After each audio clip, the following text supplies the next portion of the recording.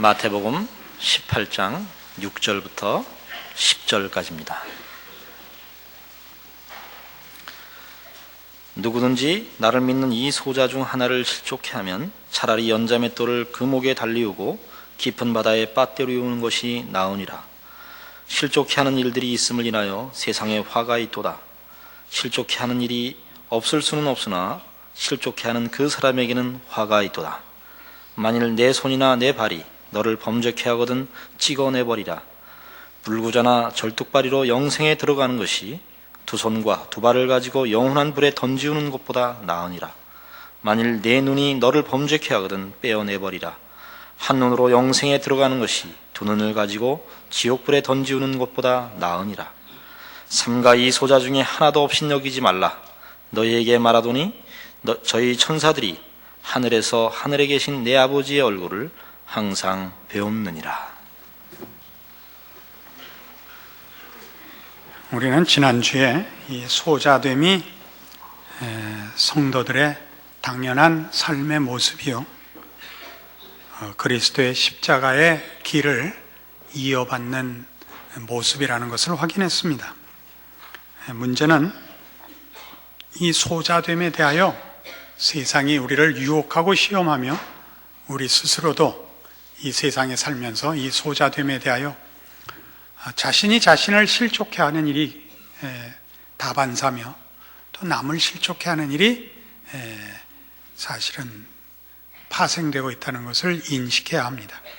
그리고 그런 일들은 세상이 우리를 시험하는 이 소자됨을 시험하는 세속적 영웅주의와 우리가 믿는 기독교의 그 원리, 가치의 모습, 이런 것들이 어떻게 상반되는가를 제대로 이해하는 데서만 극복할 수 있습니다. 오늘날 기독교는 이 세속적인 영웅주의와 기독교적인 내용이 묘하게 그 혼합이 되어 가지고 복이라든가 승리라든가 무슨 감사라든가 하는 단어들이 기독교적인 용어로 쓰이면서도 내용은 기독교적이지 않고 세상적인 경우를 흔히 보게 되었습니다.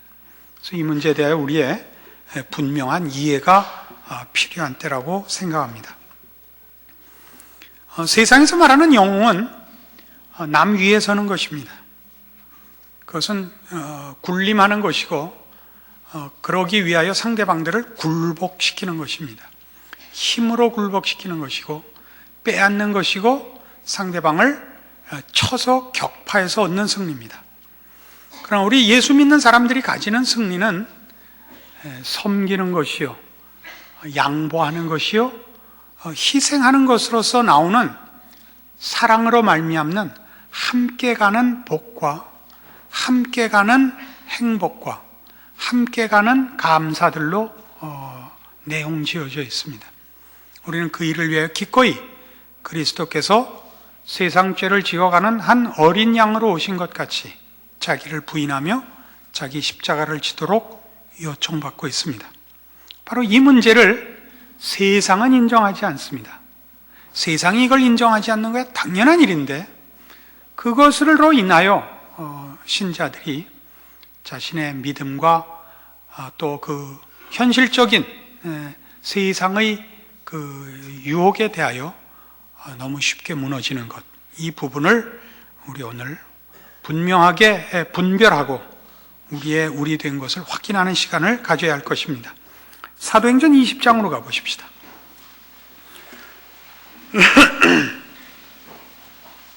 사도행전 20장에는 이제 사도 바울이 그의 전도 여행을 마치고 이제 예루살렘으로 돌아가면 잡힐 것이라는 정보와 예상을 하고 그 마지막을 자기 없을 때 자기가 세운 교회들의 그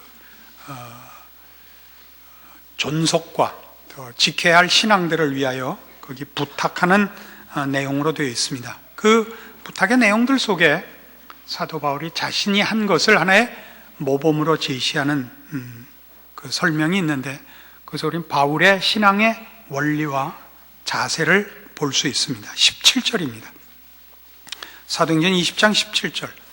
바울이 밀레도에서 사람을 에베소로 보내어 교회 장로들을 청하니 오매 저희에게 말하되 아시아에 들어온 첫날부터 지금까지 내가 항상 너희 가운데서 어떻게 행한 것을 너희도 아는 바니 곧 모든 겸손과 눈물이며 유대인의 관계를 인하여 당한 시험을 참고 주를 섬긴 것과 유익한 것은 무엇이든지 공중 앞에서나 각 집에서나 꺼림이 없이 너희에게 전하여 가르치고 유대인과 헬라인들에게 하나님께 대한 회개와 우리 주 예수 그리스도께 대한 믿음을 증거한 것이라. 보라, 이제 나는 심령의 매임을 받아 예루살렘으로 가는데 거기서 무슨 일을 만날는지 알지 못하노라. 오직 성령이 각성해서 내게 증거하여 결박과 환난이 나를 기다린다 하시나 나의 달려갈 길과 주 예수께 받은 사명 곧 하나님의 은혜의 복음 증거하는 일을 마치려 하면은 나의 생명을 조금도 귀한 것으로 여기지 아니하노라.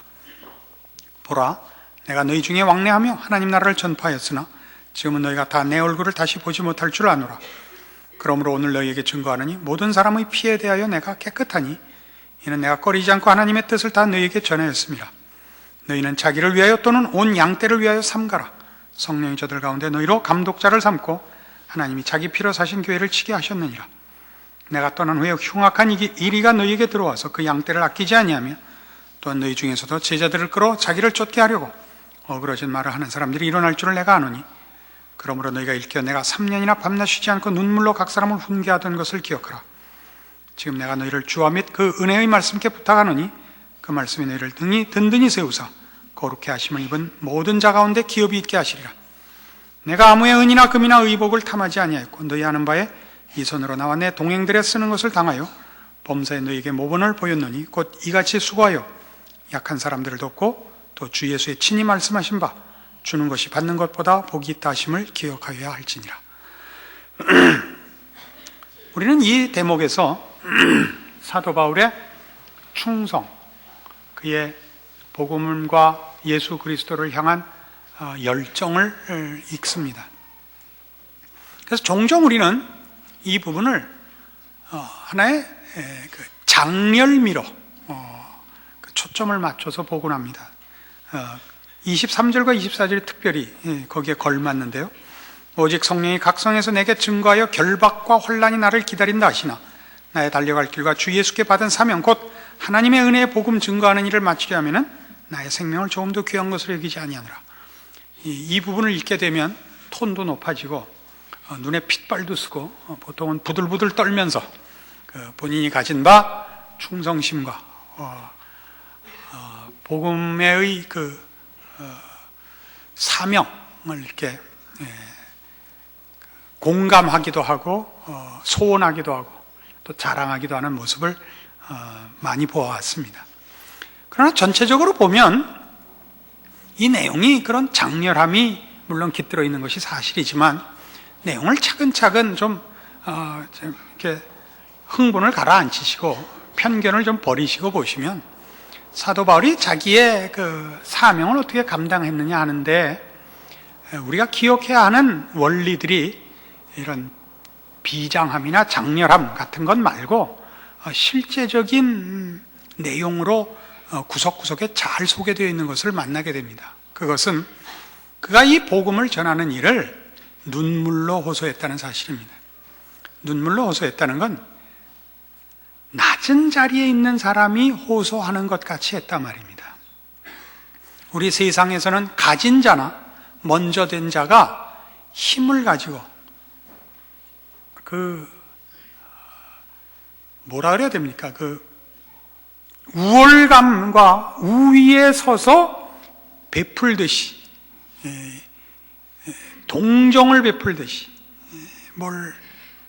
그런 우월감 속에서 행하는 모습이 전혀 아니다 이거죠. 눈물로 호소하는 건 언제나 지는 쪽에서 약한 쪽에서 하는 표현입니다. 그의 말을 힘에 의존하지 않고 내용에 의존하고 있는 것을 보게 되는데 그가 이런 일들을 우리가 아는 것 같이 그런 종교적 우월감을 가지고 저들 앞에 서 있지 않은 것을 보게 됩니다. 그 내용이 제대로 전달되기 위하여 그가 어떻게 세상 사람들과 오해받지 않고 또 장애물을 만들지 않으려고 애를 썼으며, 실제로 우리가 전하는 내용이 어떻게 겸손과 사랑에 근거한 것인가를 본인이 잘 이해하고 있음을 보게 됩니다. 거기에다가 더욱 그는 이런 모든 일을 하는 데 있어서 그가 세상 사람들 앞에 모든 문제 거리낌 없이 했다 그럽니다. 거리낌이 없이 했다는 것은 거리낄 만한 일이 있었다는 것을 암시하는 일이고, 그 거리낄 만한 일이라는 건 뭐냐면 세상의 가치나 세상의 시각과 다른 것을 전했다는 얘기입니다. 그렇죠? 그리고 그런 일들을 눈물로 호소한 것과 연결해 보면 그걸 감수했다는 얘기가 되지 않습니까? 저 사람 뭐이 그리 급해서 저 예수를 믿으라고 저렇게 난릴까? 뭐 이렇게 복을 받으라 그럴까? 지나 받지. 응? 왜 지 머리는 안 깎고 남 보고 머리 깎으라 그러는가? 이 모든 거리끼는 일들을 그가 거리낌 없이 했단 말입니다. 천상에 속한 비밀을 얘기하며 영원한 운명에 관한 일을 하며 온 세상의 주인 되시는 하나님을 소개하는데 본인은 별 볼 일 없는 모습으로 저들 앞에 섰고 그 일을 수행했는데 그걸 거리낌 없이 했단 말입니다. 이게 얼마나 중요합니까? 그 연장선상에 나의 달려갈 길을 마치려 하는 데는 나의 생명을 조금 더 귀한 것으로 여기지 않는다는 목숨을 건 각오가 그 끝에 오는 것입니다. 우리가 보통 얘기하는 목숨을 걸고라는 것이 그가 얼마나 자기가 가진 내용이나 목표에 대하여 그 정열을 가지고 있고 그것이 얼마나 고귀한 것인가를 상대방들에게 납득시키기 위한 그 열심으로서의 일사각오가 아니란 말이에요. 알아들으세요? 여기서 말하는 일사각오는 지금까지 당한 수모, 오해, 핍박, 고난의 최고의 경지, 죽어 없어지는 것. 죽는다는 건 세상에서는 멸망하는 것이죠. 망하는 것이고 실패해서 끝나는 것 아닙니까? 거기까지 연결되어 있다는 것인데 우리는 이런 일사각오 같은 것도 믿는 사람들에게는 너무 본인이 가진 우월감을 표현하는 그런 표현으로 말하자면 이용되곤 합니다. 우리가 얼마나 많이 우리의 소자된 것에 대해서 불평을 하느냐 하면 지난 시간에 이어서 우리 가만히 생각해 보십시오. 하나님을 향한 열심이 있고 우리가 가진 약속과 소망이 유일한 것이며 영원한 것입니다. 그래서 어떻게 달래는 겁니까? 우리의 우월함을 세상적 가치로 확인시켜 달래는 거 아닙니까? 돈도 주시고 지위도 주시고 건강도 주시고 능력도 주셔서 발언권을 갖게 해 주십시오. 이거죠. 이게 시험입니다. 세상은 언제나 이걸 가치로 치고 이런 자들의 발언을 듣지 이렇지 않은 가지지 않은 자, 능력 없는 자의 발언에 귀를 기울이지 않습니다. 그런 존재를 인정하지 않습니다. 그래서 우리 모두가 스스로에게 이 실족해 하는 일을 자행하고 있단 말입니다. 나 같은 게 이런 꼴로 무슨 예수 믿는다는 말을 하리요. 이렇게 되어버렸다고요. 사도 바울이 우리보다 더 큰 능력과 더 큰 모습으로 그의 일을 했을 거라고 생각하시지 말란 말이에요. 정말 별 볼 일 없이 했다고요. 성경에서 늘 기억해야 되는 인물이 누구냐면 스데반입니다. 성령이 충만하고 지혜가 충만하며 하나님 앞과 사람 앞에 칭찬을 받는 사람으로 베드로가 설교해도 3,000명이나 회개했는데 스데반이 설교해서 아무도 회심하지 않고 돌 맞아 죽었다고요. 제가 그랬죠. 죽는데 무슨 미화가 있어요. 그죠? 죽는 건 망하는데 되졌다고요. 응? 죽을 때도 그 얼굴이 천사같이 빛나고 그의 죽음에 예수님께서 자리에서 벌떡 일어나서 보셨다는 거예요. 예? 다른 성경에 늘 이제 보좌 우편에 앉아 계신다고 되어 있는데 그때는 보좌 우편에 서신 예수를 보노라 이렇게 돼 있다고요. 뭐 누가 뭐 할렐루야 처음 듣고 일어났다잖아요. 조지 왕인가 누군가. 예수님이 벌떡 일어나셨다고요. 그런데 아무도 회심하지 않았다고요. 그러나 그의 죽음, 그의 돌맞는 설교야말로 그게 가장 중요한 일이었다고요. 그게 소자된 모습이라고요. 우리 이런 건 값을 쳐주질 않아요. 엘리야는 쳐주고 엘리야 시대 엘리야와 방불하게 바알에게 무릎 꿇지 않은 7,000명 이름 모르는 사람들은 우리는 그건 쳐주지 않아요. 그러니까 엘리야에 뭘 부러워하는 거예요? 그 이름난 유명세를 좋아하는 거죠. 예전에 말이죠, 축구선수 하나를 만났는데 이름 없는 축구선수였어요. 우리나라 축구 보면 한심하죠. 이 빙신들은 왜 슛을 때리면 신발이 들어가고 공은 없어져요. 성질 나잖아요. 왜 펠레 같이 못해? 이거예요. 왜 호나우도 같이 못해? 여러분, 거기까지 가려면 과정이 필요한 거예요. 그러나 아직 한 몇십 년 해야 거기 가는 거예요.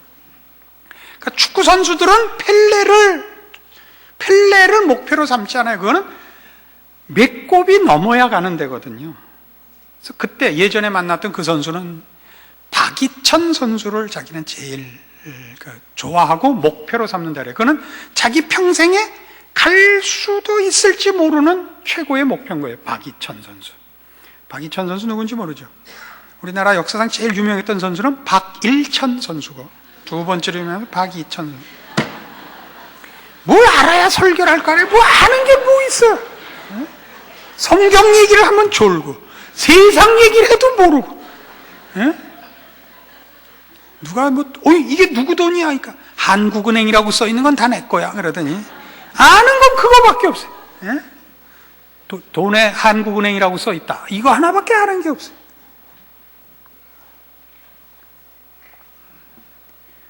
우리의 눈은 이미 펠레죠. 그러니까 우리가 이 축구 중계 못 보는 게 답답해서. 우리 생각대로 하면 3초마다 골이 하나씩 터져야 돼, 그죠? 골키퍼가 골킥을 했더니 라이트 윙이 3번 몰고 들어가다가 센터링해서 그대로 센터포드가 들어오면서 대가리를 박아서 골인. 그 다음에 스루 패스했더니 왼발로 넌스톱으로 발리킥을 해서 골인. 심심해서 보다 말아야 되죠. 120대 119로 한 점 차로 A팀이 이겼습니다. 그렇지 않습니다. 긴 길이 있습니다.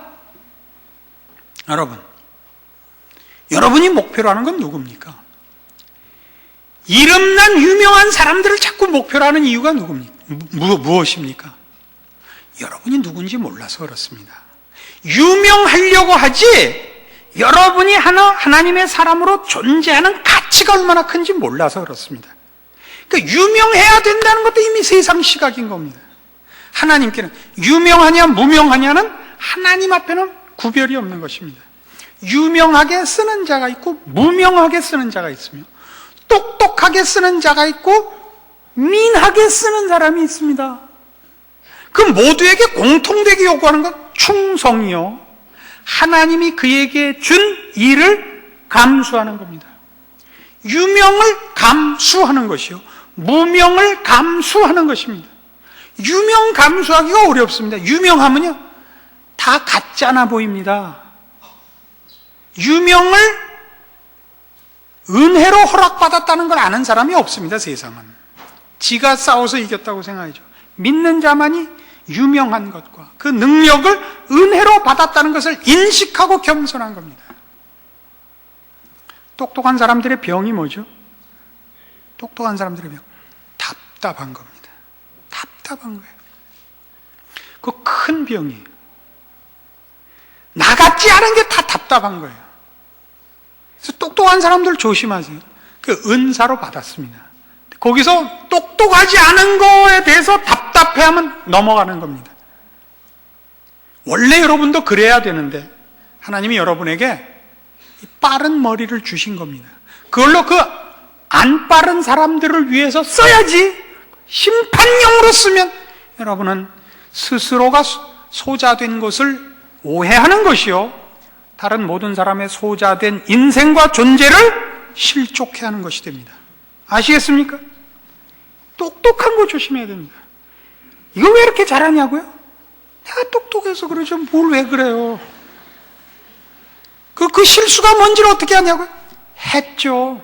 실수 안 하고 어떻게 거길 넘어옵니까? 제 가장 큰 약점은 똑똑하다는 거였습니다. 이게 자랑같이 돼 보일까요, 표현이? 이게 회심하는 마음으로 이게 하는 간증인데, 그런데도 세상에는 저는 똑똑해서 고생했어요, 이거는 열등감이 안 생기고 자존심이 안 상하고, 저는 둔해서 고생했어요는 같은 신앙 고백인데도 이상하게 모두가 괄세를 하면서 들을까요?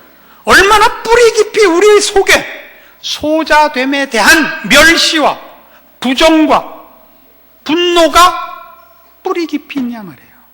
그죠? 왜? 가진 자가 겸손하는 거는 쉽고 안 가진 자가 당당한 건 어렵죠. 가진 자는 겸손할 때 있는 것을 사양한다고 생각을 하고, 없는 자가 당당할 땐 없는데 있는 척 해야 된다고 생각을 해서 그렇죠. 그렇지 않습니다. 가진 것과 안 가진 것과 똑똑한 것과 안 똑똑한 것이 하나님 앞에서는 차이가 없는 거라고요. 그거는 우열의 문제가 아니라고요. 하나님 앞에서 우열의 문제는 그가 자신의 존재와 삶을 하나님 앞에 맡은 것으로 인식하고 있느냐 하는 싸움만 있습니다. 자신이 맡은 것을 세상적 시각에서 이해하고 있느냐, 하나님의 시각에서 이해하고 있느냐만 있단 말입니다. 이 문제를 틀리면 우리는 늘 스스로를 실족해하죠. 늘 분노하죠. 늘 불만이죠. 하나님 왜 나한테 이렇게밖에 안 해주십니까? 쟤는 저렇게 많이 주시고요. 그 사람보다 우리가 덜 받은 게 없다니까요. 쟤는 부자입니다. 그럼 더 준 게 아니라니까요. 저는 가난합니다. 넌 덜 준 거 아니라니까요. 그럼 꼭 와서 물어요. 그럼 거꾸로 한번 해봅시다. 하나님께 그러세요. 거꾸로 한번 하게 해달라고. 거꾸로 해서 그렇게 된 거예요. 거꾸로 해서 그렇게 된 거라니까요. 이 사도행전을 읽다가 보면 하나 아차 싶은 대목이 나오죠. 바울은 계속 아시아로 가고 싶어 했는데 하나님께서 그를 마케도니아로 보냅니다. 그래서 결국 로마로 들어가게 됩니다. 그래서 우린 다 마음속에, 그때 바울이 아시아로 계속 왔으면, 먼저 아시아가 기독교화되고 우리가 앞섰고, 구라파가 지금 우리같이 낙후되어 우리의 식민지였었고 관세를 받았을 거라, 그 생각을 한단 말이에요. 이 생각을 해서, 그러면 여러분이 영국에서 태어났을 거라고요.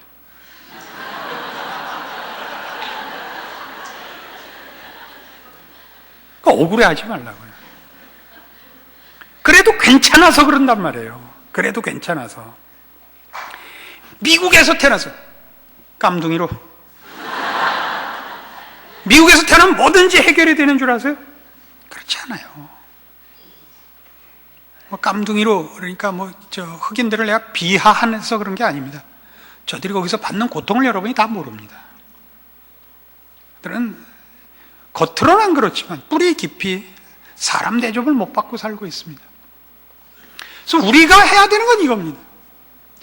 우리가 실제로 가진 우리의 가치가 뭐냐, 우리 존재의 고귀함이 뭐냐, 이건 우리가 가진 예수 믿는 신앙들입니다. 그것은 영원한 나라에 대한 소망일 뿐만 아니라 존재 자체의 내용과 가치에서 그렇습니다.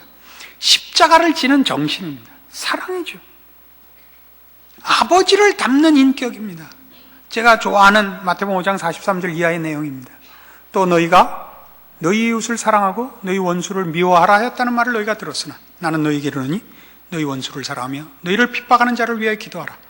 이같이 한즉 하늘에 계신 너희 아버지의 아들이 되리니 이는 하나님이 그 해를 악인과 선인에게 비추게 하시며 비를 의로운 자와 불의한 자에게 내리우심이니라.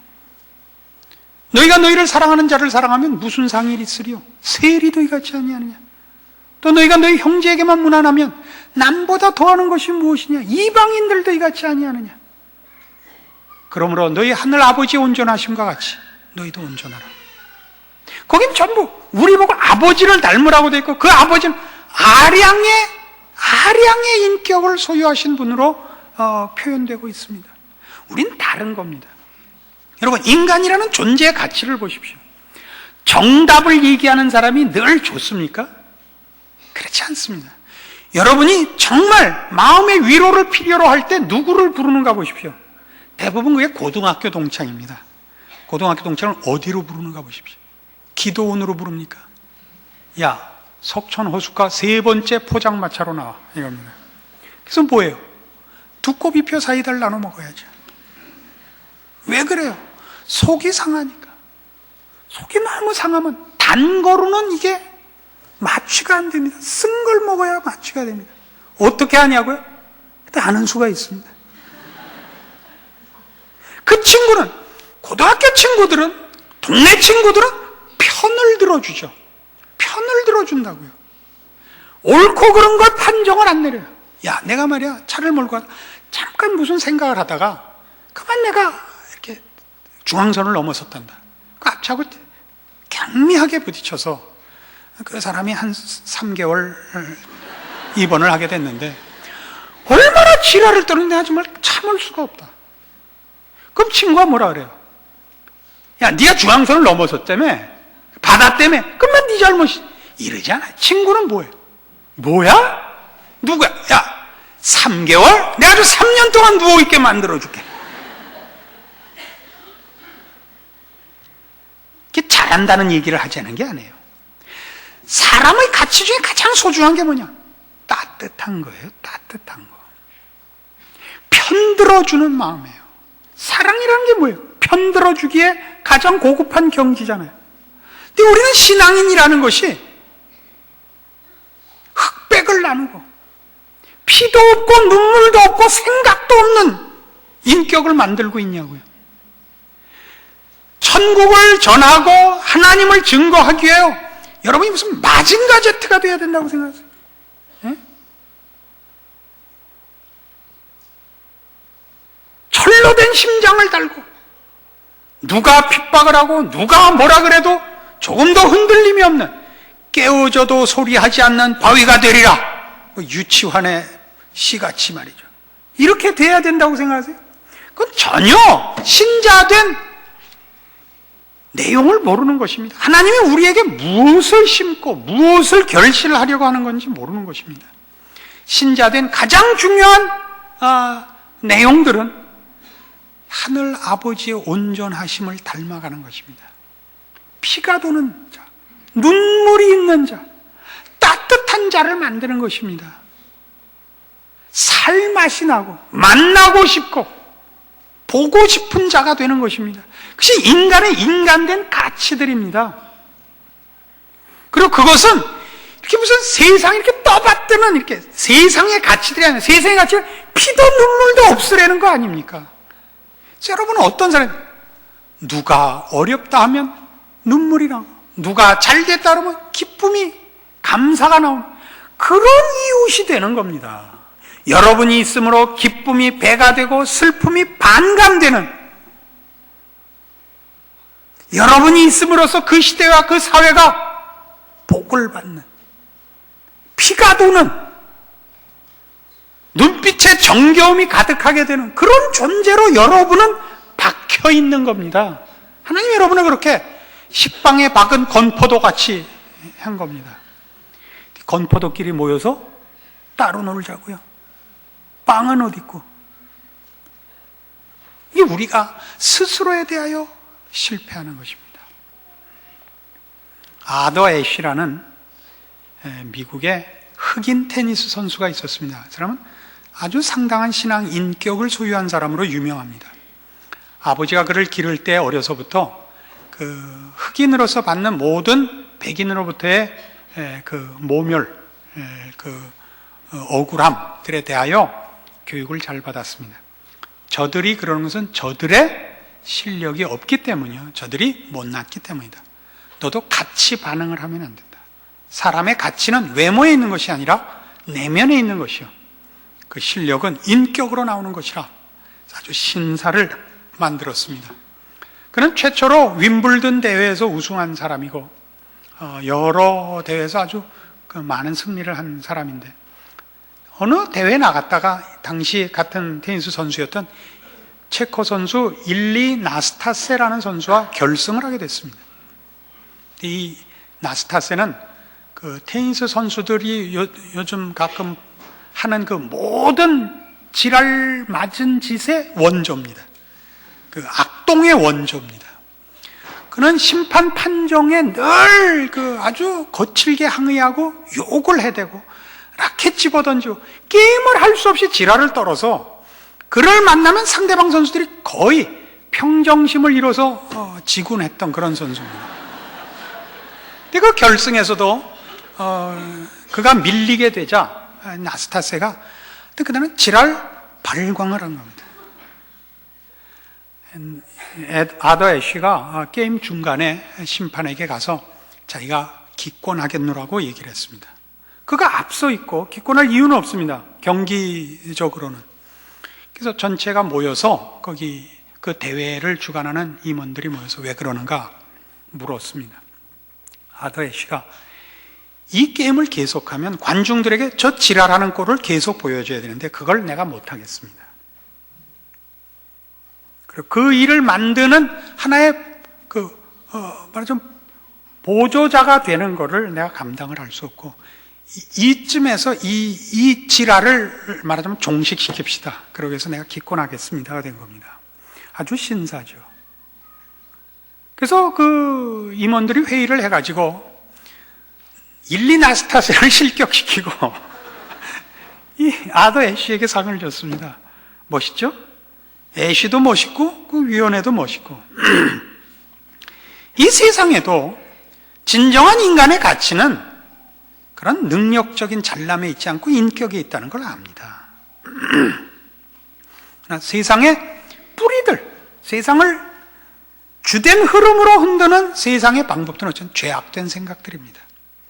이 죄악된 생각들이 우리를 유혹할 때 우리 보고 이 신앙 인격을 포기하라 하면 하나님의 사람으로서의 삶을 포기하라고 우리를 유혹합니다. 어떻게 하시겠습니까? 그 삶을 포기할 바엔 나는 죽겠다. 이것이 목숨을 건 신앙이지 나를 보라 나는 목숨까지도 걸었노라 가 아니다 말입니다. 세상 어느 곳에도 목숨을 건 우리의 소자된 인생을 관심 가지지 않습니다. 저들에게는 우리가 패자요. 그저 무수히 밟히는 백사장의 모래알로 보일 것입니다. 그러나 하나님께는 그렇지 않습니다. 예수 그리스도의 생애와 그의 십자가가 유일한 것이었듯이 우리 각자의 생은 하나님 앞에서 유일한 생이요, 유일한 존재요, 유일한 가치일 것입니다.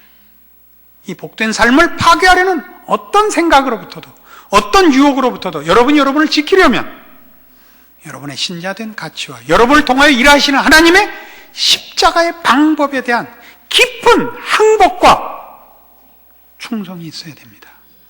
그리고 여길 떠나면 여러분은 그날부터 신앙생활을 영위할 수가 없습니다. 억울하거든요. 여러분의 신앙 인생이 감사인지 억울함인지 스스로 점검하시고 여러분의 신앙이 감사함으로 오지 않는 모든 유혹이 세상으로부터 온 것임을 확인하셔서 분별하시고 여러분의 고백을 지키시고 신자된 승리를 쟁취하십시오. 기도하십시다. 하나님 아버지 은혜를 감사합니다. 우리를 하나님의 자녀 삼으시고 십자가의 길을 걷게 하시며 우리를 통하여 영광 받으시는 줄 알고 감사드립니다. 이 신자된 우리의 삶을 소자로 사는 일로 인하여